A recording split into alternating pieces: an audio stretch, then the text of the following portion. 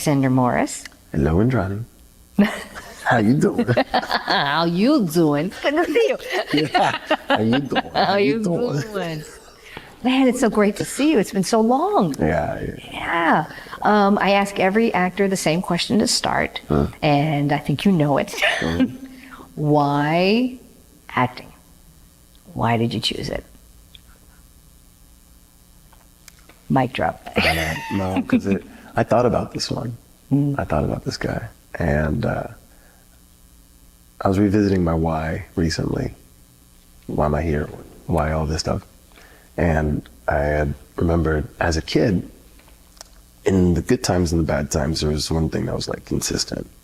Because I don't come from any nice beginnings. I mean, like my mom made it happen, but whenever there was like there was always a sibling that was on drugs or something crazy going on. What Alex would do is go into imagination, or if I was like on timeout, yeah. So like parents put you in a corner and be like, do I have a book that I can like act? Do you remember those little books that you had like a little microphone attached to it? I do remember those. And I would act like I'm in the story. Oh my God. Yeah. So that was me. So, and you know. Just instinctually. Yeah. And if I got up in front of a crowd of people or anything like that, or a large group of people, I was always a loud kid of the bunch. I was always getting in trouble, whatever. That's just like where I felt most comfortable. Like you put me on a stage and it didn't matter what the medium was. It wasn't like, oh yeah, like I was reciting Shakespeare. That's not what it was. It was just whatever kind of performance that had to be taken. I was usually the person that did it. Oh, is that great? Yeah. From a little kid. Yeah. There's a couple of you that have like knew it from a young age. It just kind of bit. The bug bit, the acting bug. Yeah. When did you, at what point, at what age, if you can remember, when you decided to like, oh, I'm gonna really try and make this a serious career path? You know what I mean? There's like a transition where it's like, okay, I'm gonna really try it. Yeah. I want to say like a solid like 16, 17, but I didn't have my head on my shoulders for exactly how to approach it until I was like 22. So there was different things that happened in my life at 16, and like there was a lot of plays that I was in, and there was a lot of like magazines that I was doing. But then there was like a point where I was like, I don't feel like we're going anywhere, you know. And I dipped out for a little bit, got some other skills in other industries, and then came back at 21, 22. And like my family sat me down and was like, look, you need to do this. You know, I have to interject. You don't know how unusual that is. Yeah. It is the opposite of many actors' paths. Yeah. That's really incredible. Yeah. Wow. Yeah, it was like an intervention. Like they took me out to dinner for my birthday, and like we were all talking and having a good time, and you know, like the Benihana's type places. Oh, I love Benihana. Yeah. So we were at like a Benihana's, and like my uncle of all people, he was like the person that was very against it, and then he was just seeing some shifts, and whether it be like auditions or like what my mom was telling him, or like he'd be like, oh, there's an ad of Alex. He was like, Alex, like we need to talk, and then like 11 other people came up on us, and it was an intervention. It was, yeah, and they were like, listen, so while you know they're messing up the rice and everything in front of you, the steak, they were like, you need to do this. Yeah. Wow. Yeah. Were you resistant, or did it just immediately resonate with you? It's like, oh, yeah. Well, I knew it was every day that I left. I didn't leave on the principle, or I didn't take that time off on the principle that I was not infatuated or in love with the industry anymore.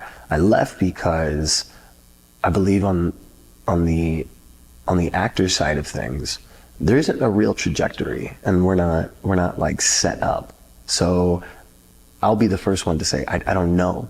Like, I don't know how to approach that script, but I'll take it. I don't know how to get an agent, but I'll figure it out. You know, I want my name on the Hollywood Walk of Fame. How do I go about that, right?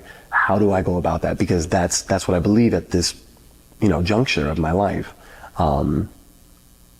What I'm supposed to be doing. So if that's the case, you know, isn't there supposed to be a mentor? Or like in most industries, they have like a training program, Right. right? That's right. There was no training program. And so even with us meeting and going back and forth in the school, like I was still frustrated. And it wasn't because of the love of the art. It was just literally the know-how of how to operate here. So that's what really plucked me out. And then I came back because I was like, okay, I may not have all the answers, but I'm not going to leave. And so that's what it aligned perfectly with the family coming with me and saying, okay, you need to go and do this. And Yeah, I'm not leaving the party yet. Yeah. That's very, thank God. I want to thank that uncle. And you better thank him when you're like on the couches with, the big leagues. Yeah. You say, I want to thank my uncle. What was his name? Jeff. Jeff, thank you, Uncle Jeff. It's like him and my mom, like surprised me. I had to earn his support. My mom's was always there. Yeah. Well, you're her baby. Yeah. What, and I want to ask you, it's like, what do you love about the craft? What makes you just like, love it. I love it. Mm-hmm. And because the business can interfere, 100%. but what is it that makes you just like, but I love this, I cannot give it up? What is it for you? It's something super small. So, Good. Yeah, and it was very minute. Going through vocal exercises, You know I love that. Yeah. So this part of the process, because there's different parts of the process, but this part of the process I love, because it's such a great focuser. It's like listening to the metronome and getting in place and where you're supposed to be at. For me, I get up in the morning and I'll go through the warm-ups and or I'll challenge somebody to see if they can do a tongue twister with me. Love that. Yeah. And so Yes. Yeah, and so that's really cool to me because I can get into whatever's going on. We can be on set or we can be on the stage. And again, it doesn't matter the medium. I've tried several of them, but having that focus or having that thing that makes me feel like I'm completely aligned. I've never felt so aligned in it. There's things that have come close, but that's the thing that kind of sets it off for me in the craft. That's really cool. Nobody said that yet. Whenever one of you says something unique, it's like, oh, I love that. I'm an acting nerd. I can't help it. I know you are. Thank you. Yeah. Thank you. I'll put my glasses up. I'm just not wearing them today, but I am an acting nerd. I know, like first time for everything. I know, it's weird. It's like, all right, no glasses. The lights will be shining the whole time. Really? Yeah, it was just like, oh, this off glare. But I'm a nerd, I promise. I'm one of you. Yeah. You know what I want to do? So I want to flip the script on you. Oh my God. Yeah, I want to flip the script on you. So, because we've known each other for some time, and to me, you've always been someone that, in the industry of finding like a shining star.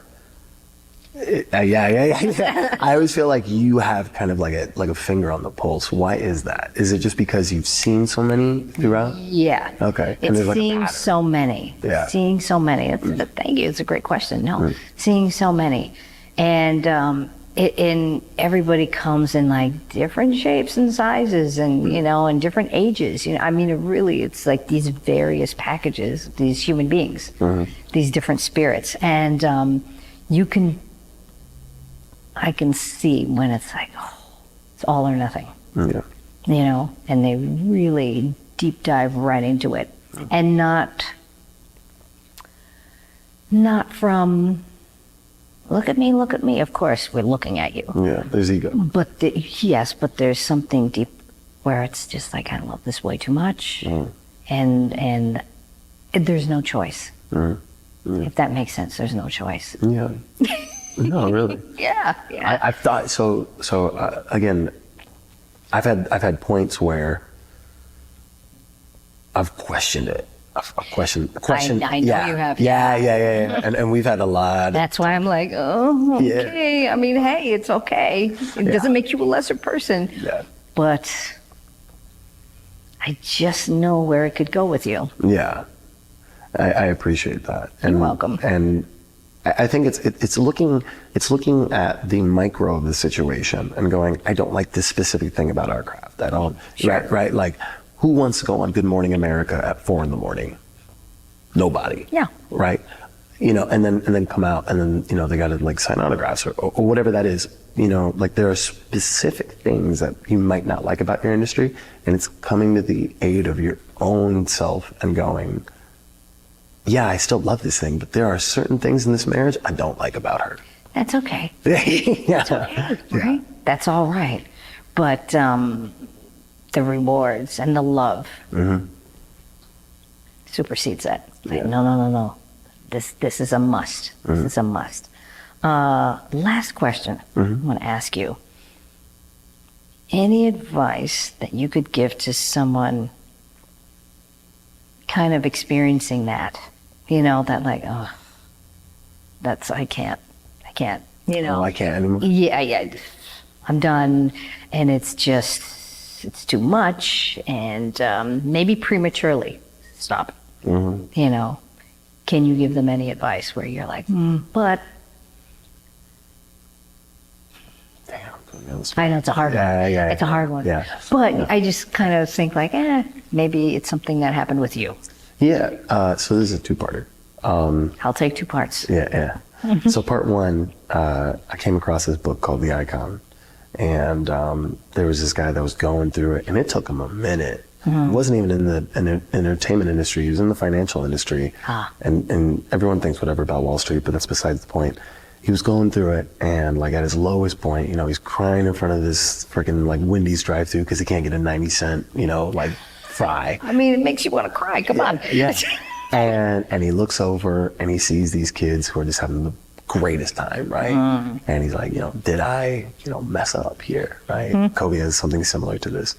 And he's like, the next day he goes into work, he puts even more in, and then it finally happens.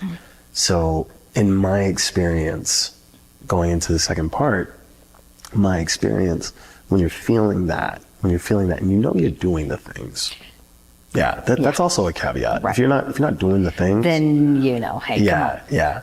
Like if you're not whatever it is, and I'm not someone who's gone down the traditional actor's path. Yeah. But if you're doing the things, keep your side of the street clean. Exactly. If you're doing the things, more times than not, my own experience, I would say to that person, if you're feeling it the most that you want to dip, it's like right around the bend that something comes up that's just like a sign, at least a sign. I'm not even asking for like the result, just a sign that says, oh, no, I might need to stay. Okay, she's asking me to come back on the dance floor again. Yeah. Thank you, Alex. That's great. Isn't it nice to get Alexander? This is media training. Yeah. This is your media training.